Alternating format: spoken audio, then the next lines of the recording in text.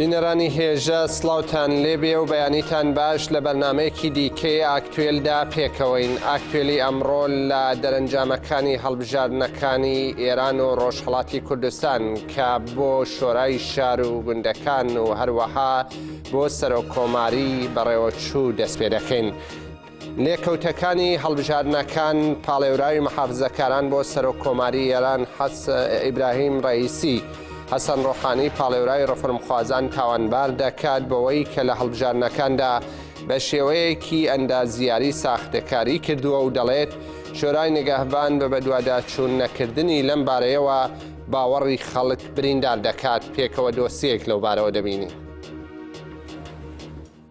ئیبراهیم ڕەئیسی پاڵێوراوی مەحافزەکارەکان بۆ خولی 12هەمی سەرۆکۆماری ئێران کە بە سەرکەوتنی حەسەن ڕۆحانی کاندیدی ڕیفۆرمخوازەکان کۆتایی پێهات دوێنێ لە وتارێکیدا لە شاری مەشهەد ڕایگەیاند ڕووداوەکانی هەڵبژاردننی ئەمساڵ بێوێ نەبووە و ساختەکاریەکی زۆر بە شێوەی ئەندازەیی تیایدا کراوە. ناوبراوە ئاماژەی بەوەدا کە تەواوی دەم و دەستگا و ناوەندە خزمەتگوزاریەکانی حکوومەت کرابوونە ناوەندی بانگەشەی هەڵبژاردن بۆ ڕۆحانی وتی دەوڵەتێک کە نەتوانێت پابند بێت بە یاسا نابێت بەشداری هەڵبژاردن بکات.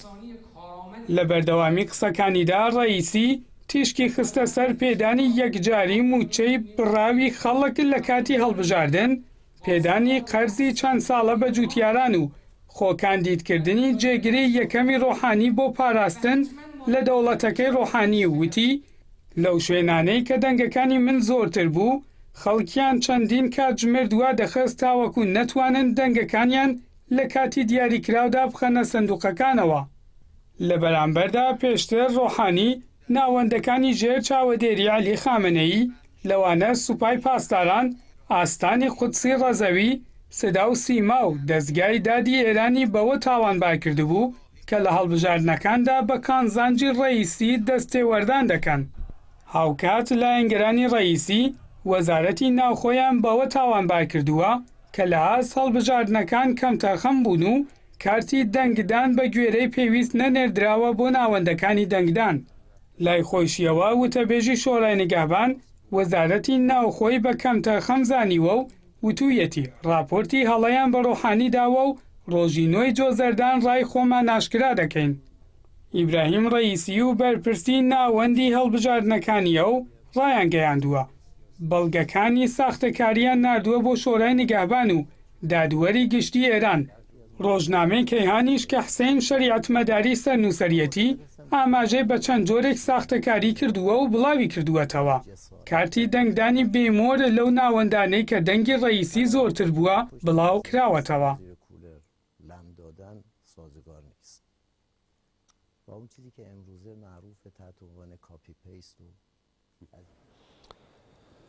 بەڵێ بینەرانی هێژە تێکەڵ بەم بابەتە سەلاح عەباسی چاودێری سیاسیمان لەگەڵدایە. بەڕێز عەباسی ڕۆژت باش.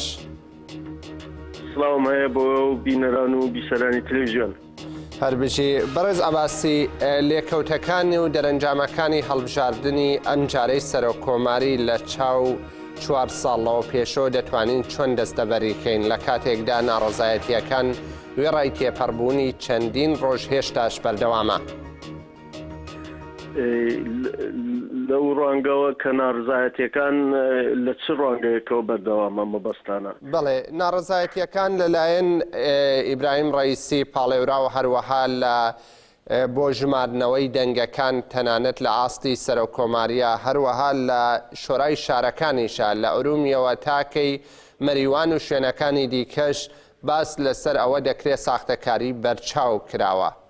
بەڵێ بەڵێ ئەرزکەم ئەوەی کە ئێمە لە دوو لایەنەوە دەیبیستین ئەوەیە کە لایەنی ڕۆحانی دەڵێت 4 میلیۆن لە ڕێیەکانم نەخوێندراوەتەوە و ڕێیەکانی من 4 میلیۆن لەوە زیاتر بووە.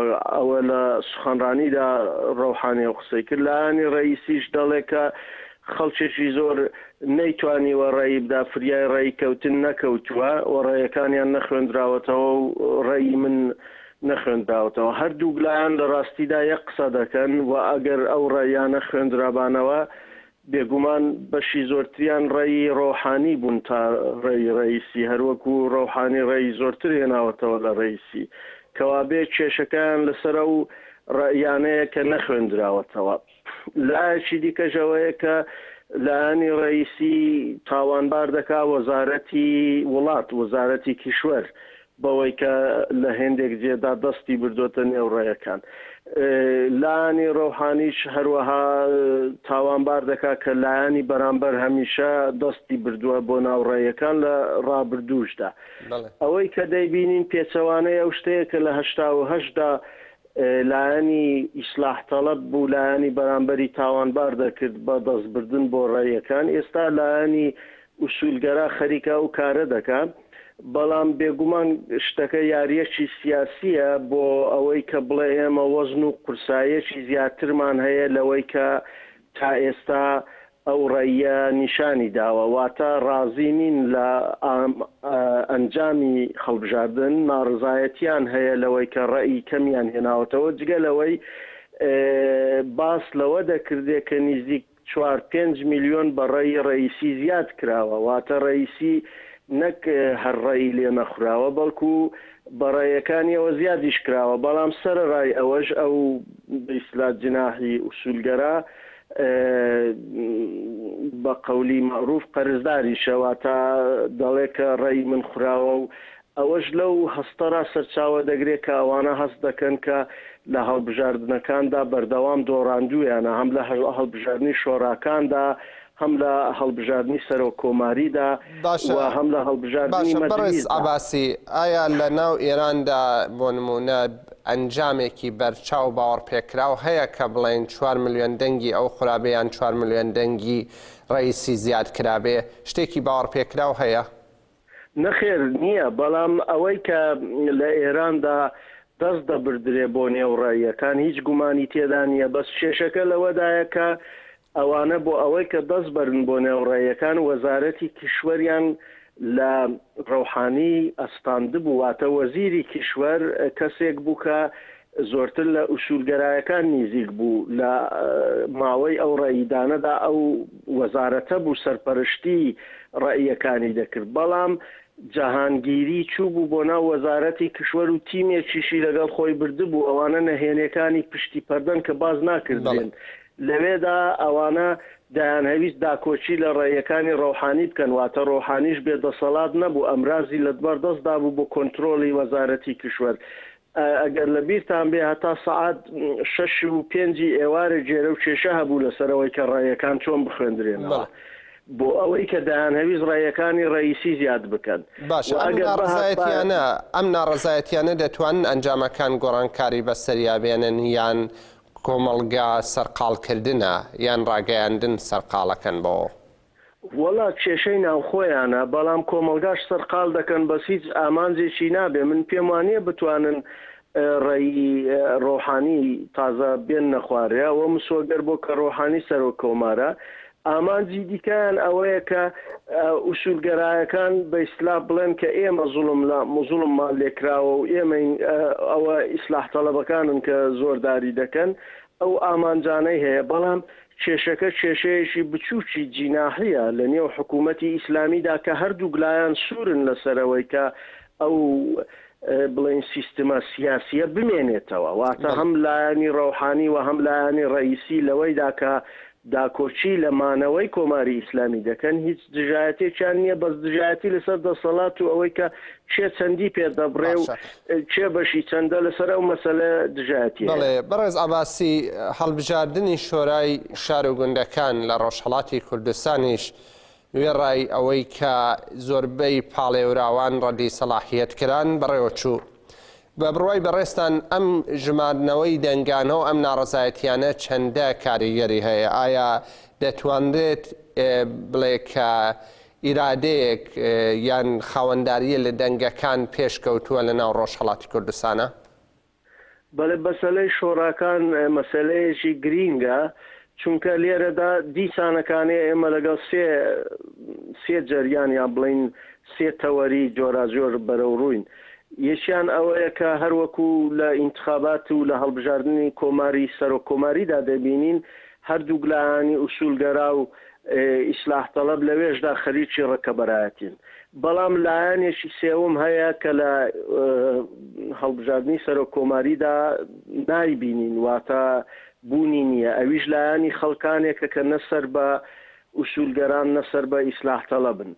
ئەو خەڵکانە لەوانەیە بەهۆی جۆراجۆرەوە خۆیان کاندید بکەن و خەڵکیش بەهۆی جۆراجۆرەوە ڕێیان پێ بدەن. هێندێک کەس لەوانەیە خۆشنێ و بێ خەڵک بڕوای پێ هەبێ، متمانەی پێ هەبێ. هێندێک کەس لەوانەیە مەسەلەی ناسیۆنالیستی هەبێ یان مەسەلەی دژایەتی قەومی و دژایەتی بڵین نیژادی هەبێ، یان مەسەلەی شیعە و سونی بۆ مەسەلە بێ، یان مەسەلەی کورد و تورک و ئەرز بێت لەو بارەوە بچێ و خەڵک ڕایی پێ بدەن. واتە هەم دەتوانێت کێشە ساز بکە لە هێندێک ڕۆوە ئەو هەڵبژاردنەوە، هەم دەتوانێت هێندێک جێرە و کێشەی خەڵک چارەسەر بکە، هەم دەتوانێت لە خزمەت خەڵکدا بێ، هەم دەتوانێت بە پێچەوانەوە ئاژاوە بنوێنێ. واتە مەسەلەن لە شارێکی وەکو ورمێ لەوانەیە هێندێک هێزی تورک و کورد لە بەرامبەر یەکتردا ڕابوەستن بۆەوەی کە چێ نوێنەری زۆرتر بنێرێ، یان چێ بتوانێت کاروبار بەدەستەوە بگرێ لە بەڕێوەبردننی شارداوە دژایەتی سازبێ لەسەرەوەی کاوانە یەکتر حەزف بکەن. بە زۆریش لەلایەن تورکەکانەوە ئەو کێشەیە ساز دەبێت. بە هەر حاڵ بە بڕوای من ئەگەر چاو لە کوردستانی باکوور بکەین کە لەوێدا گرتنی شارەداریەکان و کردنی مەسەلەی هەڵبژاردننی شارەداریەکان وە شۆڕاکان بە مەسەلەیەکی خەڵکی بوو بەهۆی وەی کە لە بەشێکی زۆر لە کوردستاندا نوێنەرانی خەڵک بچن بۆ شارەداریەکان و ئەوە بوو بەهۆیەوەی کە کورد زۆر هێز بگرێ. لە کوردستانی ئێرانیشدا بە بڕوای من هێزە سیاسەکان دەبێت چاو لە ئەزمموی باکوور بکەن و ڕێگا بدەن کە خەڵکی ڕۆژهەڵاتیش بتوانن نوێنەرانی خۆیان تا ئەوجەیە کە بۆیان دەکرێت، تا ئەوجەیە کە سیستمەکە ئیجازە پێدەدا بنێرن و شارەدارەکانیان خۆیان هەڵبژێرن و هەروەها کاروباری منتەقەیی و ناوچەیی و شار و گوندی خۆیان جێبەجێ بکەن. بە بڕوای من ئەوە دەتوانێت لە قازانجی کۆمەلگای مەدەنیدا بێ لە کوردستانی ڕۆژهەڵات. بەڵێ بەڕێز عەباسی چاودێری سیاسی، سپاس بۆ بەشداریت لە ئاکتوێلی ئەمسەر لە بەیانیەدا و ڕۆژت باش. سپاس بۆیە. بینەرانی هێژە کۆمەلگای ئازاد دیموکراتیک و ئازادی ڕۆژهەڵاتی کوردستان کۆدار لە میانەی ڕاگەیەنراوێکدا پرژاوەتە سەر ئەو هەڵبژارنانە و کە لە ڕۆژهەڵاتی کوردستان و ئێران بەڕێوەچوو ئاماژە بەوە دەدات کە کۆمەلگان نابێت بە ئاراستەی لایەنێکی ناو دەسەڵاتی ئێران بکێشرێت و خۆی لە ئەرکەکانی بەدوور بگرێت.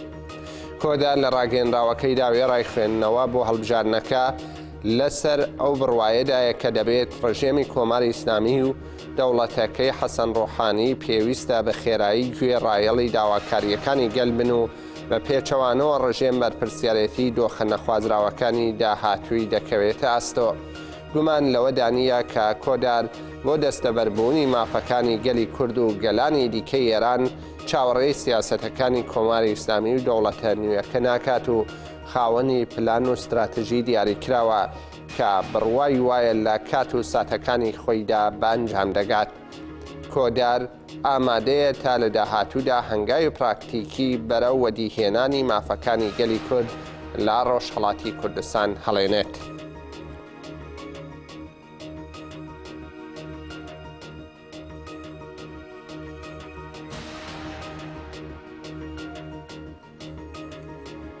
بینەرانی هێژە بەرفراوانی ئەو لێدوانەی کۆدا لە ئاکتوێلی ئەمڕۆدا و لە دەنگ و باسەکاندا بڵاوی دەکەینەوە. بەڵێ بینەرانی هێژە بۆ خاوەنداری لە گیراوانی سیاسی لە زیندانەکانی ڕۆژهەڵاتی کوردستان و ئێران کە سێ ژنە گیراو لە مانگرتندان ماوەی چەندین ڕۆژە مانگرتنی خواردن و مانگرتنی دەرمانیدا، لە ناویاندا هەنگامە شەهیدی ئاتێنا دائیمی و زەینەب جەلالیان. لەو چوارچێوەیەدا لە ئەڵمانیا خاوەنداریەک لەلایەن ژنانەوە ڕێکخراوە.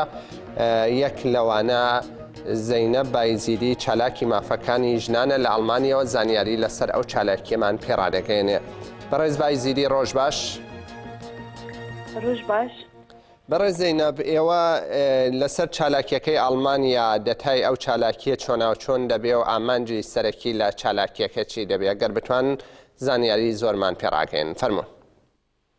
بەڵێ هەر وەک لە راپۆرتەکەشان باستان کرد ماوەی زیاتر ماوەی نزیکەی 2 مانگێکە ئاتەنە دایمی مانی لە خواردن گرتووە زەینەب جەلالیان زیاتر لە 2 مانگەوە هەروە هەنگامە شەهیدی و کەسانێکی دیکەش هەر چەند وەخت جارێک مان دەگرن لە خواردن بەهۆی ئەو وەزعیەتەی کە لە زیندانەکانی ئێران و ئەو فشار و سەرکوبەی کە لەلایەن کۆماری سەداری ئیسلامیەوە ڕوبەڕووی دەبنەوە هەر بۆیش لەگەڵ وەزعیەتەداوە بەداخەوە بێدەنگیەکی کە هەیە تا یا دەنگێکی کە هەیە بەڵام ئەوەندە نییە کە بگاتە شوێنێکی کە بتوانێت تاثیرگوزار بێت بۆیش ئێمەش وەکو ژنانی کوردی ڕۆژهەڵاتی کوردستان هەستاوین بە سازکردنی کەمپەینێک بە مانگرتنێکی 3 ڕۆژە لە بەرلین بۆەوەی کە بتوانین بەشێک لەو دەنگە بین بە دەنگێک لەو دەنگانە بین کە بتوانین بخێنە پاڵ دەنگەکانی دیکە بۆ پشتیوانی لە ئەو چالاکوانانە و چالاکوانی مافی ژنان چالاکوانی مافی مناڵان کە ئێستا لە ماوەیەکی زۆرە لە ژێر ئەو فشاراندا دەستێنداوەتە مانگرتن و دەمانهێ ببین بە دەنگی ئەوان و بتوانین بەشێک لەو بارەیان هەڵگرین. بەڵێ ئەو چالاکیەتان کەی دەست پێکا و چ ڕۆژێکەوە ئاستی بەشداربوون چۆنە و لەلایەن کێوە ڕێکخراوە فەرموون. بەڵێ چالاکیەکە لەلایەن ژنانی کوردی ڕۆژهەڵاتی کوردستانەوە لە ڕۆژی هەینیدا یاباتە ئەو هەینی کە دێتەوە حتاکوونی ڕۆژی یەکشەمبە لە بەیان ڕۆژی هەینیدا دەست پێ دەکات تا ڕۆژی یەکشەمبە دوانیۆڕۆکەی و چالاکیەکی مانگرتن لە خواردنە لە براندنبۆرگە توالە یا پاریسا پلات دەبێ چالاکیەکە ئێمە سەرەتا 4 کەسینیانی دەستمان پێ کردووە بەڵام هەر لەو 2 ڕۆژەدا کە باسمان کردو و ڕامایانگەیاندۆ کەسانێکی دیکەش داخوازیان هەبوو کە بێن بەشدار بن و ئێستا نزیکە ئێمە بووینەتە 10 کەس کە بەردەوام لەو چالاکیەدا دادەنیشن و ئەو ماوەیە و 3 ڕۆژەوەمان دەگرن لە خواردن لە کەناویجدا کەسانی دیکە پشتگیریمان دەکەن سەردان دەکەن و بەڕێگەی ڕاگەیاندن نووسین بەهەرحاڵ کەسانێکی دیکە هەر کەسێک هەبێ کە بتوانێت بە شێوازی خۆی یارمەتی بدا ئێمە بانگەوازیمان داوە کە بێن و پشتگیری بکەن. بەڵێ زەینەب بایزیدی چالاکی مافەکانی ژنان لە ئەڵمان گەلێک سپاس بۆ بەشداریتان لەم ئاکتوێلەدا و ڕۆژتان باش. سپاس بۆ ئێوەش. بەڵێ بینەرانی هێژە زەینەب بایزیدی باسی لەسەرەوە کرد لە براندنبۆرگ 10 کەس لە ژنانی ڕۆژهەڵاتی کوردستان دەکەونە ناو مانگرتن لە خواردنی 3 ڕۆژە بۆ پشتیوانی لەو 3 ژنە گیراوە کە لە ناو بەرخوداندان لە زیندانەکانی ئێران و لە ناو ڕۆژهەڵاتی کوردستاندا کە لە ناو بەرخوداندان و لەو چوارچێوەیەدا ڕادەگەیەنێ مانگرتنەکەیان بە شێوەی مانگرتن لە خواردن دەبێت 10 کەس لە ناویدا بەشدارە و کەسانی دیکەش لە ئەو بابەتەدا بەشدارن. بەڵێ بینەرانی هێژە تەقینەوەیەکی بەهێز شاری باغدای هەژاند و لە ئەنجامدا تا ئێستا 6 قوربانی لێکەوتەوە. بە پێی ڕاگەیاندنەکان کە بڵاو بووەتەوە بەرەبەیانی ئەمڕۆ تەقینەوەکە هاتووەتە ئاراوە و 11 هاوڵاتی کوژراون و 47 دیکەش بریندار بوون. تا ئێستا تەقینەوەکە لە بەردەم دوکانێکی ساردەمەنی فرۆشیر ڕووی داوە و ژمارەیەک کوژرا و برینداری بەدواوە بووە ماڵپەڕی ئەعماقی چەتەکانی داعش بەرپرسیارەتی ئەو تەقینەوەیان لە ئەستۆ کردووە. بەڵێ بینەرانی هێژە فەرماندەیی بەشە لەسەر ئۆپراسیۆنی مووسڵ و ئۆپراسیۆنەکانی حەشتی شعبی لە باشووری کوردستان و هێرشە هاوبەشەکانی دەوڵەتی تورک و پارتی دیموکراتی کوردستان دژ بە شەنگال لە چاوپێکەوتنێکدا لەگەڵ ئاژانسی فراتدا زانیاری نوێ بڵاو دەکاتەوە. لە دیمانەیەکدا بۆ ئاژانسی دەنگ و باسی فۆرات دژوار فەقیر یەک لە فەرماندەکانی یەکینەکانی بەرخودانی شەنگال ناسراو بە یەبەشە باس لە پاشە ڕۆژی مووسڵی دوای داعش دەکات و دەڵێت دەبێت لە داهاتووی مووسڵدا بەڕێوەبەرایەتیەکی هاوبەش لە هەموو نەتەوە و باوەڕەکان پێک بێت ئاوارەکان زەمینەیان بۆ فراهەم بکرێت بگەڕێنەوە جێ و واری خۆیان. ڕێگە نەدرێت بەو کەسانەی مووسڵیان ڕادەستی داعش کرد جارێکی دیکە بگەڕێنەوە ناو بەڕێوەبەری شارەکە. ناوبراو لەبارەی و گوندانەی شنگال کە هێشتا لە دەستی داعشدا ماون و ئۆپراسیۆنی حەشتی شەعبی لە باشووری شنگال دەڵێت پلانێکمان بۆ ڕزگارکردنی ئەو گوندانە هەبوو. کاتێک ئۆپراسیۆنی مووسڵ دەستی پێکرد ئێمەش لە باشووری شنگالەوە دەستمان بە ئۆپراسیۆن کرد، بەڵام سیاسەتی هەڵە و پاوانخوازی بوونە لەمپەر لە بەرڕزگارکردنی ئەو دەڤەرانە. ئێمە داوامان لەلایەنەکان کرد بێن و لە چوارچێوەی پلانێکی هاوبەشدا ئەو گوندانە ڕزگار بکەن، بەڵام وەڵامیان نەداینەوە. پارتی دیموکرات تەنها بیر لە دەسەڵاتداری خۆی دەکردەوە. پارتی بە منتقی با درەنگ بێت بەڵام هی من بێت نزیک بووەوە و ئەو ناوچانە کە ئێستا لە داعش پاکراونەتەوە بە دەستی پارتی بووایە 30 ساڵی تریش ئازاد نەکرانایە. بەڵام خۆ هەموو شتێک بە سیاسەتی حزبێک بنەماڵەیەک یان عەشیرەتێک بەڕێوە ناچێت. ئەوە تا حەشتی شەعبی هاتن و ئەو گوندانەیان کۆنتڕۆڵ کرد و پارتیش دەڵێتەوە قبوڵ ناکەین. باشە ئەگەر قبوڵی ناکەیت بۆ ڕزگارت نەکرد. ئەو فەرماندەیە یەبەشە بەبیری دێنێتەوە کە ژمارەیەکی زۆر لە پێشمەرگە ئێزدیەکانی پارتی چوونەتە ناو حەشتی شەعبیەوە. ئەوەش دەری دەخات کە باوەڕیان بە پارتی نەماوە. ئەوان نەیان دەتوانی تەنها بینەری ئەو کارەساتە بن کە بەسەر ماڵ و منداڵەکانیاندا هاتووە. تێگەیشتن کە پارتی خەمی ماڵ و منداڵی ئەوانی نییە، بۆیە کاتێک بینیان حەشتی شەعبی گوندەکانیان لە چەتەکان پاک دەکەنەوە هەستان چوونە ناو حەشتی شەعبیەوە. دژوار فەقیر لەسەر هێرشی سێی ئاداری خانەسۆر لە دژی ئەوان وتوویەتی ئەوانەی هێرشیان کرد تەنها چەتەی پارتی نەبوو بەڵکو چەتەی ئەردۆغانن. پێشێستاش لە کۆمەڵکوژی شنگال دەستیان هەبووە، بەڵام پارتی تەنها ئێمە بە کێشەی خۆی دەزانێت.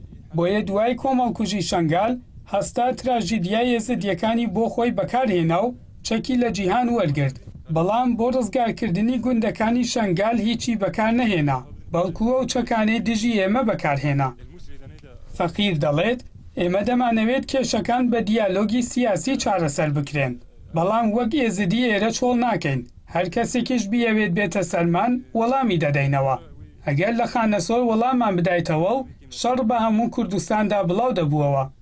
لە کۆتایی قسەکانیدا دژوار فەقیر دەڵێت دەوڵەتی تورکیا لەسەر خاکی کوردان خۆی بەجێ کردووە و حزبی کوردی بۆ هێرشکردنە سەر کوردان بەکاردەهێنێت. تورکیا بۆ باشوور و شنگال مەترسیە، بەڵام ئێمە ڕێگەیان پێ نادەین. بەڕێوەبەرایەتی باشووری کوردستان کەوتونەتە غەفلەتەوە. ئەو غەفلەتە لە مردن خراپترە. دەبێت گەلی باشوورەوە ببینێت و لە بەرامبەر ئەو غەفلەتە هۆشیار بن.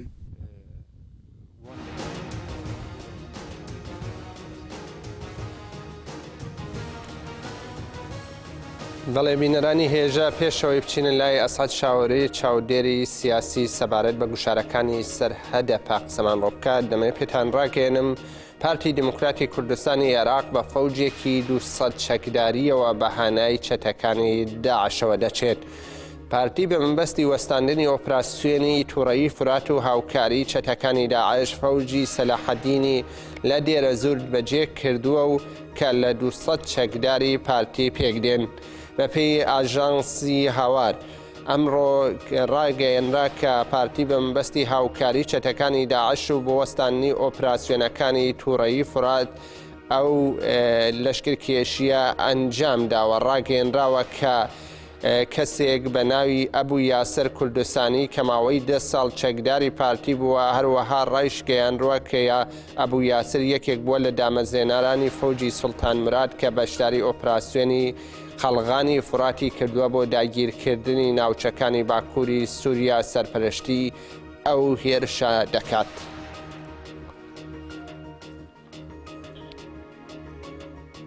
بەڵێ دەچینە لای ئەسعەد شاوەری چالاکی سیاسی لە هەولێرەوە. بەڕێز شاوەری ڕۆژ باش. ڕۆژ باش، ڕۆژی بینەران باش، ڕۆژ باش بۆ ئێوە. سپاس. بەڕێز ئەسعەد ئێوە لێکدانەوەتان لەسەر هێرشەکانی ئەم دواییەی پارتی دیموکراتی کوردستان و ئاستەنگیەکان لەسەر ئەندامانی هەدەپە و کوردانی باکووری کوردستان چییە لە کاتێکدا لە ڕۆژانی ڕابردوودا لە دەهۆکەوە کرێکارێک ڕادەستی دەوڵەتی تورکیا کرایەوە؟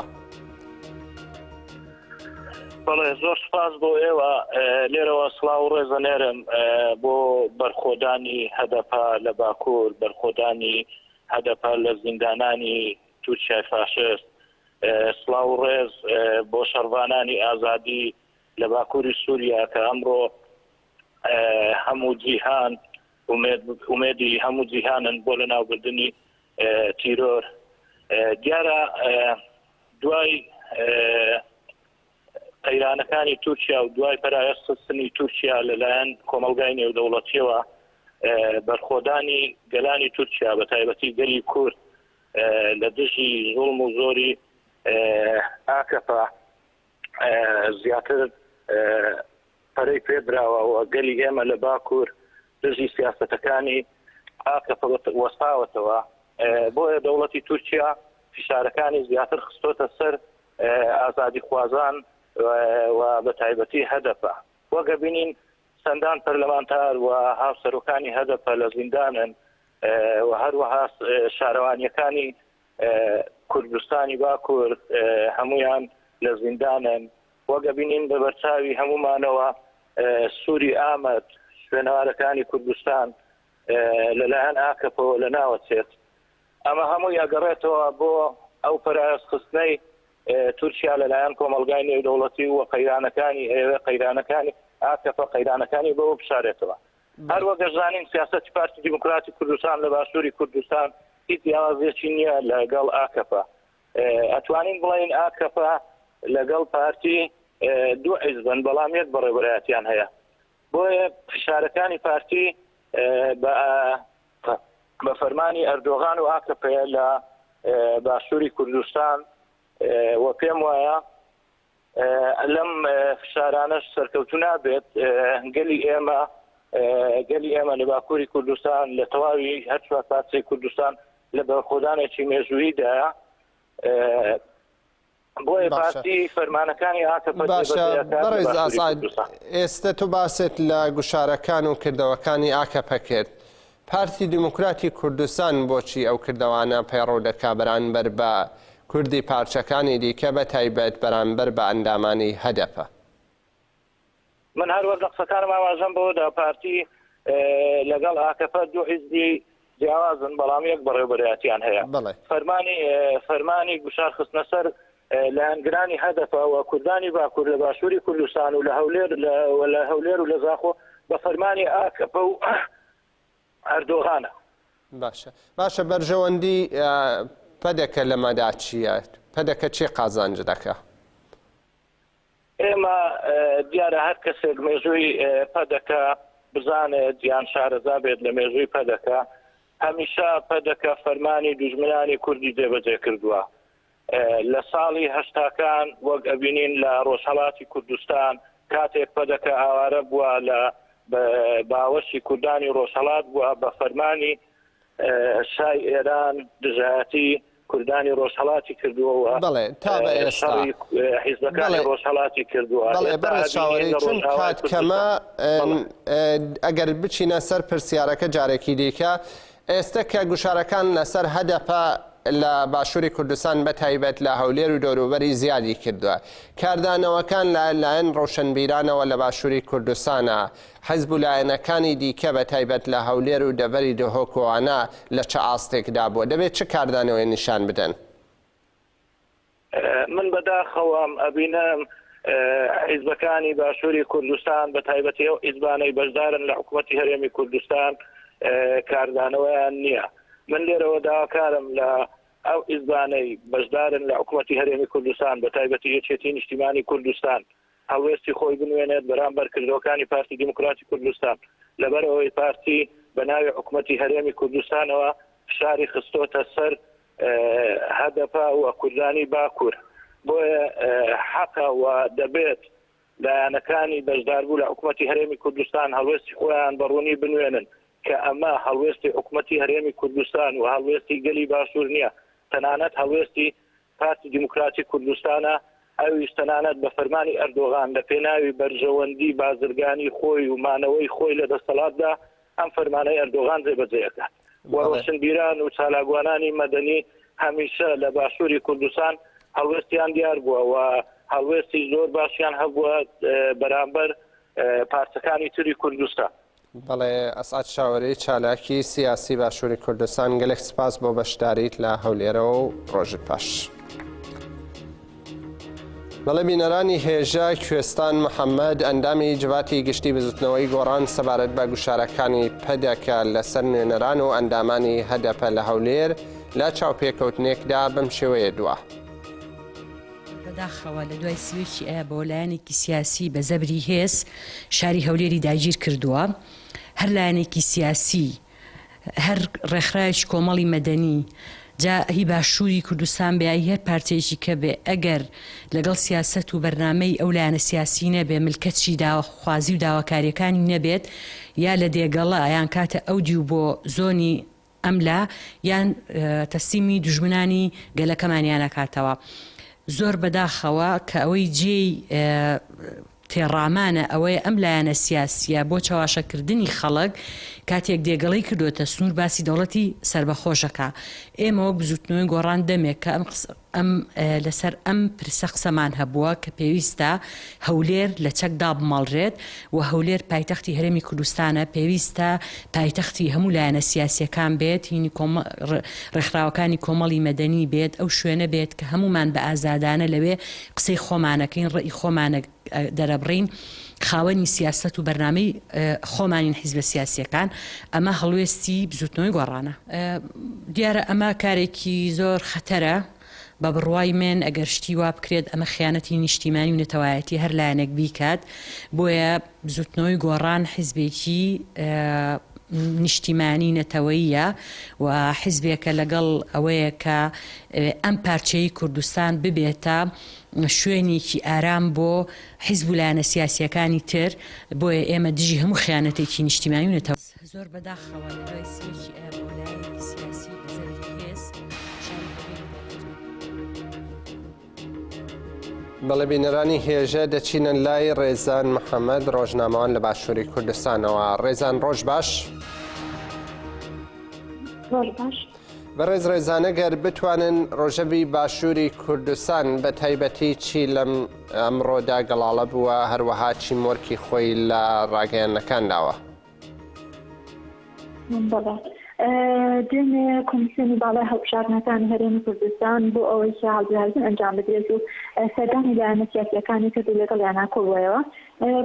باسی لە گفتوگۆیان کرد سەبارەت بە ئامادەکاریەکان بۆ هەڵبژاردن کە لە وا بڕیارە 6 یانزەی ئەم ساڵ ئەنجام بدرێت لەگەڵ یانە کۆبووەوە و سەرنج و سێبینەکانی خۆیان خستیار و لە ئێستاە سیاسەکان وەڵامی کۆمیسیۆنیان نەیاوەتەوە. ئێمەش چاوەڕێی وەڵامی ئەوان زانین ئەوان ئامادەکاریەکانیان یان کاندیدەکانیان چییە بۆ هەڵبژاردن و سەبارەت بە ڕێگریەکانی پارتی دموکراتی کوردستان لە پارێزگای هەولێر زۆر بووە لە ڕێگەنادا چالاکی مەدەنی تێدا ئەنجام درێیان پەنابەرانی باکووری کوردستان کە لەو پارچەیە نیشتەجەن لەو لە هەولێرگەر یانەتە یاخود ڕادستی دەوڵەتی تورکیانە کاتەوە کە ئەمەش ناڕەزایەتی چاودێرانی سیاسی و هاوڵاتیان و هەموو چینی سۆژەکانیان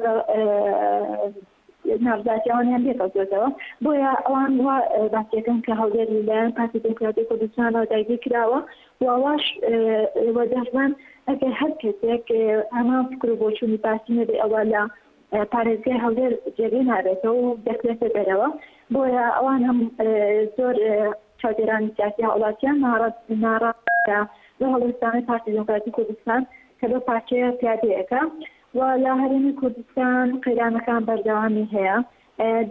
دۆخۆژیانی هاوڵاتیان لە دۆخێکی مەترسیدادایە توانین بڵێن لە ئێستاە زۆر ئەو قەیرانە سەخت بۆتەوە بەهۆی ئەوەی کە مانگی پیرۆزی ڕەمەزانە هاوڵاتیان چەندان کاتژمێر بە ڕۆژ و ئەبن و خواردن ناخۆن بەڵام دەربانگ شتێکی وان پێنێکە خواردنێکی پێکردن و بەربانگی پێ بکەنەوە. بۆی ئەمەش زیاتر قەیرانەکان لە مانگیا زیاتر سەخت بۆتەوە.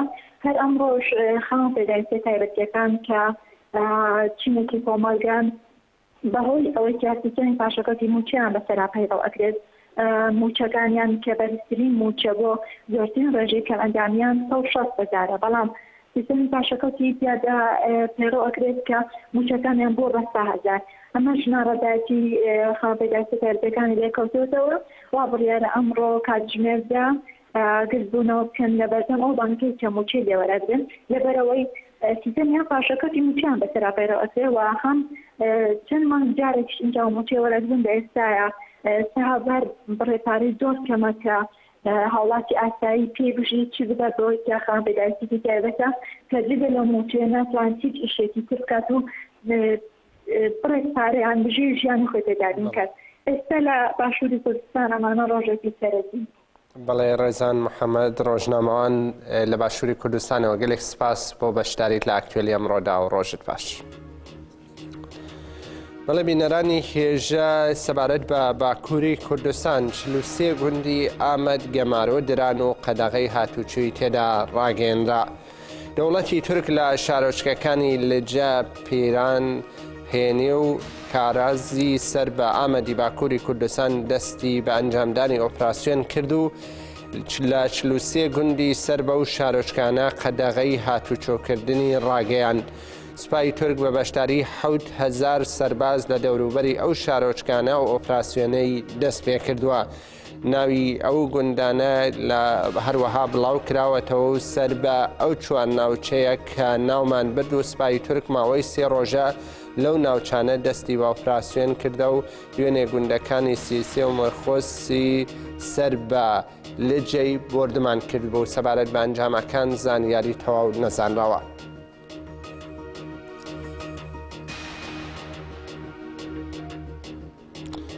بەڵێ بینەرانی هێژە دوایین بابەت لە بەرنامەی ئاکتوێلدا جوانانی کوردن لە ئەوروپا کە لە ناو کارە وەرزشیەکانیاندان لەو چوارچێوەیەدا پێشبڕکێ وەرزشیەکان بە بۆنەی شەهیدانی مانگی گوڵانەوە بەڕێوەچوو. پێشبڕکێ یاری تۆپیپێی جوانانی کورد لە ئەوروپا لە ئەڵمانیا بەڕێوەچوو کۆتایی پێهات و لەو چوارچێوەیەدا پێشبڕکێیەک بە ناوی شەهیدی فەرماندە چیاگەر لە هەرێمی مانهایمی ئەڵمانیا بەڕێوەچوو. پێکەوە بەشێک لەو دیمەنانە وەکو دوایین بابەت لە ئاکتوێلدا دەیبینین.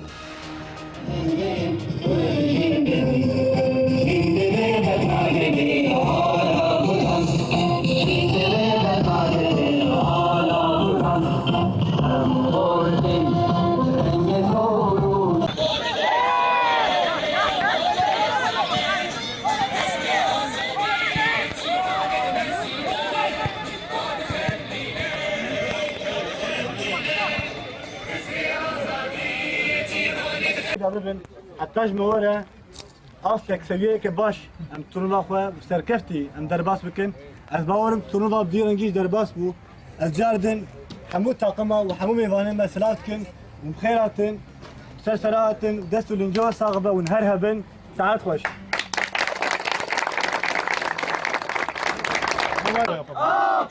بيجي سيرك أبو بيجي سيرك أبو قنديل